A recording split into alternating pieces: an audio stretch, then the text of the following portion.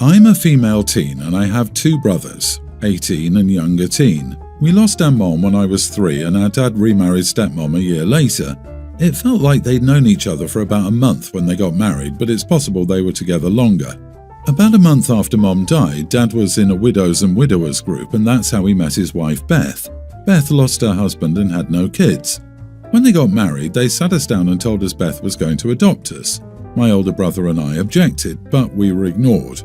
Around that time, we heard some extended family try to talk them out of it as well, saying we would be taken care of if anything happened to our father, no need to go through with the adoption. Beth told them that she was our mother now and the adoption needed to happen. We spoke to a social worker and the judge before the adoption occurred. Initially, their request was rejected based on our conversations, but then they came up with a story that we'd have nobody else to take care of us, and our family had already said they wouldn't raise us if anything happened to Dad, and it was done. We had new birth certificates since the adoption. Her name is in the place of our mother. Found that out when I gave my mom's name in school one day and had to bring in my birth certificate and saw Beth's name. My brothers had no idea that happened either.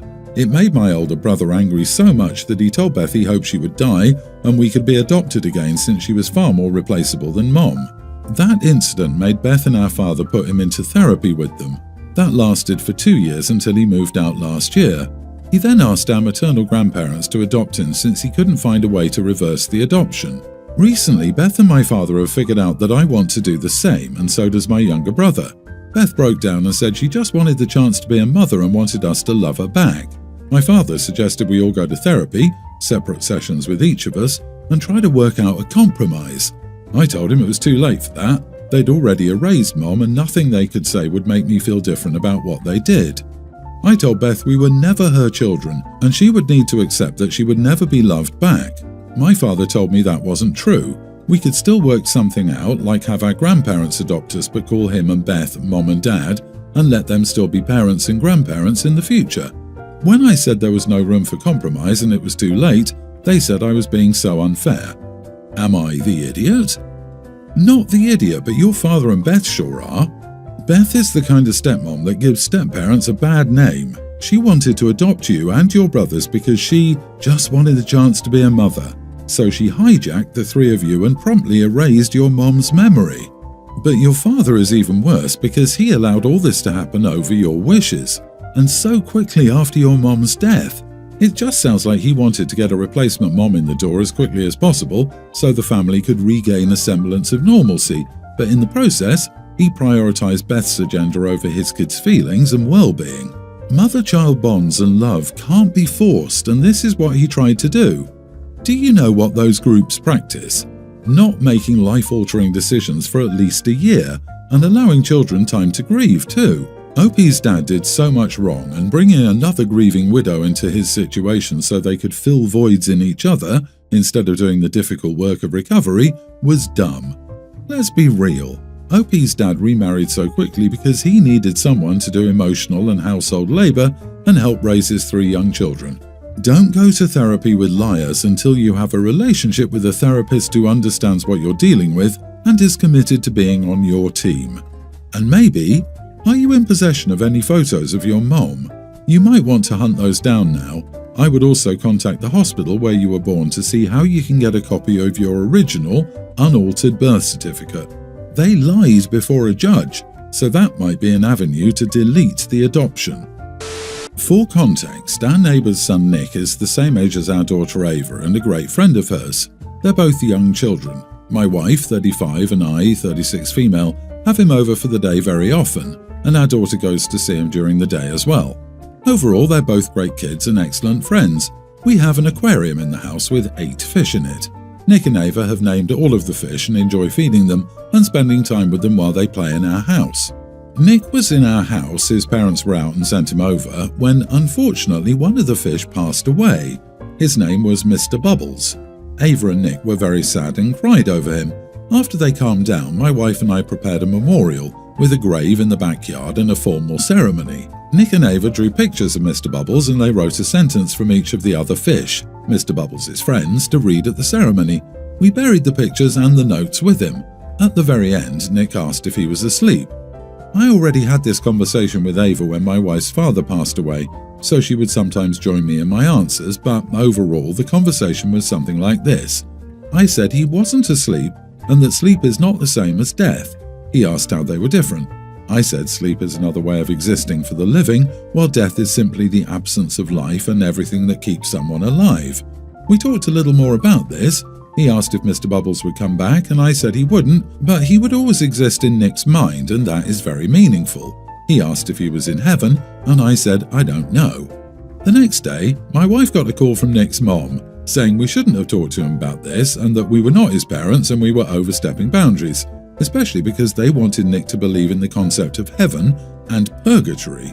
Now, I had the conversation only because he was desperate for some answers and he was comfortable, but I still wonder if I overstepped a boundary.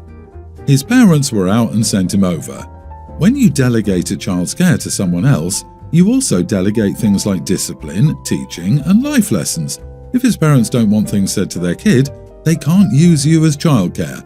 I say not the idiot. You answered in a way that was age appropriate. Also, you didn't say that heaven didn't exist. Instead, you gave a neutral answer. The fish dies in front of the kid. There was no pretending, and you handled it as diplomatically as possible to allow for his family beliefs by saying you don't know where he went. You did not say, there is no heaven and God, kid, bwahaha, and no Santa, ha ha ha. And if he had said, yes, Mr. Bubbles is in heaven, there would have been some rant about animals not having souls. The only thing I do differently is maybe to add a bit, I don't know, ask your parents, they probably do. However, this was a fantastic learning experience for Nick, one handled with compassion and honesty. His parents should be thankful. My boyfriend, 29, and I, 23 male, are pretty affectionate and like to display that affection. Nothing too crazy, just holding hands, maybe some cuddling when in the right environment, and a peck here and there. Nothing straight people don't do routinely. When we're at his parents', we tone it down, not because they're uncomfortable, but because his brother, 26, is, and we don't want to deal with the stupid crap he says under his breath. There've also been a few instances of me and my boyfriend holding hands or just pecking on the cheek, and him saying some stupid crap like, I don't want to see that crap. Recently, my boyfriend's brother introduced his girlfriend to everyone. She stays over there a lot since boyfriend's brother lives with their parents. So there have been occasions where they will be full on making out in the living room or groping each other. This irks me since when my boyfriend and I do anything, he has a tiny fit. So my boyfriend and I decided no more holding back, he would just have to deal with it. We still keep it respectful, no making out or groping, just little displays of affection, as I said. For some clarification, their parents absolutely don't mind, and since we haven't held back, they've said they feel relieved. We finally feel comfortable around them enough to not have to worry about policing ourselves. I absolutely love his parents, LOL. One night we were having a movie night, me, my boyfriend, parents, brother and his girlfriend. It's a movie night, so I'm cuddling into his chest while his arm is wrapped around me. Nothing nobody else is doing.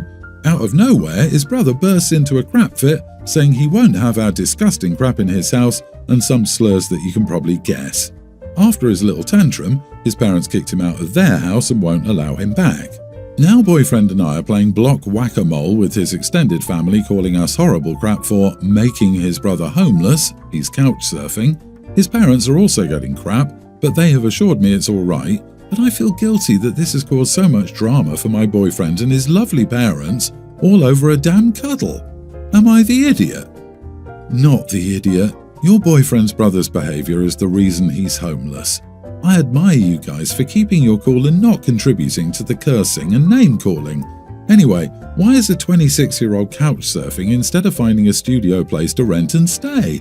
Maybe there's a reason your boyfriend's parents grew tired of his behaviour, and this incident was the final straw before they snapped. This boy sounds like a real treasure. I can just imagine how happy all the people he stays with are. I'm just amazed they have time to say anything to anyone while they're all busy fighting to see who gets to keep the precious little nugget. So much not the idiot here. You probably did his parents a huge favour. Brother is living with the consequences of his own actions. You are not the cause of this. Brother caused this by being a jerk. He had a choice. If this really disturbed him, he simply could have left the room instead of throwing a tantrum. Also, it's the parents' house. They're the ones who make the rules, not brother. The tactic of getting friends or family to gang up on someone like brother is doing is typical of people who are naturally abusive or just plain bullies. It's the sign of cowardice, and I'm sure there is an easy way for him to no longer be homeless, apologise, and agree not to throw tantrums while living with his parents. When my wife and I married, we decided that she would be a stay-at-home mom. She's Russian and has gone no contact with her family since around the time we got married, since they're awful. She came here as a student. We have a young daughter. Our arrangement was that I gave her an allowance for buying anything she wanted for herself. Then I paid for other expenses that we both agreed on, so I make more than enough for all of us. It's always been a point of contention, and she wanted me to increase her allowance.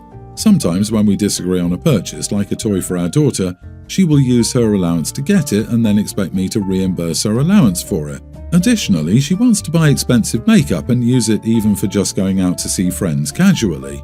Recently, since our daughter started school, she started doing a few gig jobs like dog walking. I wasn't for it, but I couldn't stop her from doing what she wanted.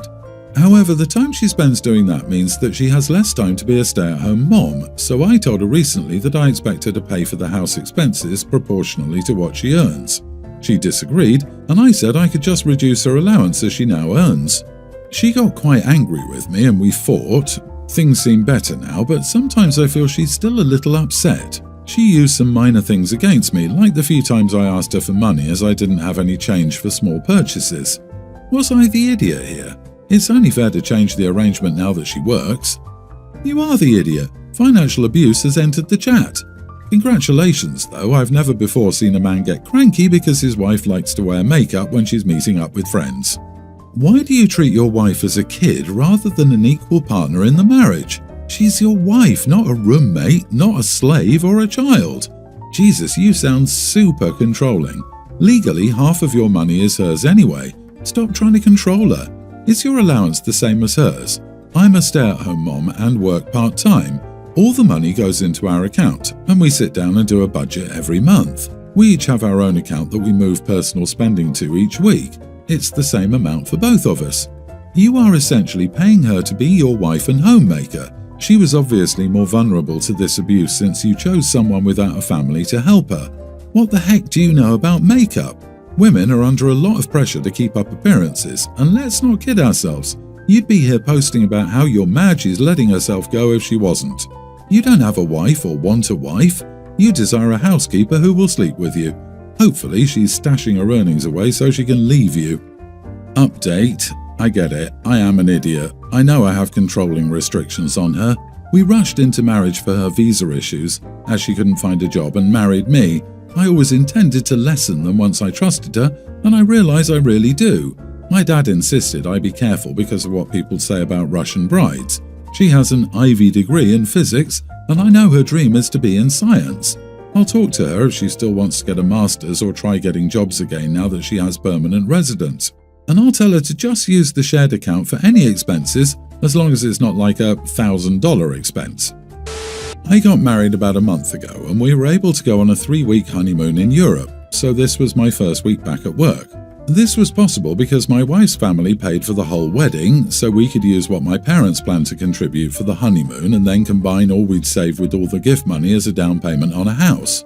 The only catch is that my wife's family is from an anti-alcohol religion, and they not only said they would only pay for a dry wedding and would only ever come to New York from Utah for that. My wife was leaving the religion as we met in college and is fully out now. To their credit, the parents haven't excommunicated her, but whenever we're out there to visit, we fully have to play the part. No drinking, no cursing, church on Sunday, and I sleep on the couch. I don't want to get wasted at my wedding anyway, plus my parents got them to at least allow champagne for toasts. My parents paid for that, so we didn't feel it necessary to mention this on the invites, but apparently, having a dry wedding in New York requires notification. The reception was at the same place as the ceremony, so as the bride and I were about to enter, we were in the hallway, and I saw my co-worker and her husband making for an exit, and we asked where they were going as we were about to enter. Co-worker was at a loss for words, but the husband straight up said, "Heading out, kinda in bad taste, not to mention a wedding is dry on the invite." Now, we didn't particularly care these two were leaving, but my wife was worried it was a sign of things to come. She was right. Not only were more than half the wedding attendees gone before the cake, but other people also expressed their displeasure. So there are two conflicts. First, my father-in-law made a comment about how disrespectful everyone leaving was and that my friends and family reflected poorly on me.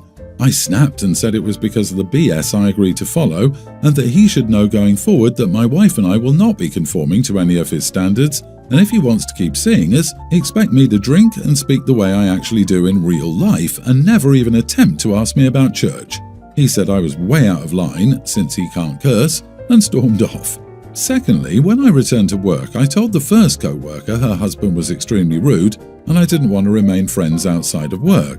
Another co-worker who stayed longer at the wedding jumped in to take her side, saying it was crappy. I didn't mention it being a dry wedding, as I knew people would RSVP no, and that he definitely would have, even though he agreed the husband shouldn't have been so blunt. I told him that we can strictly work moving forward as well.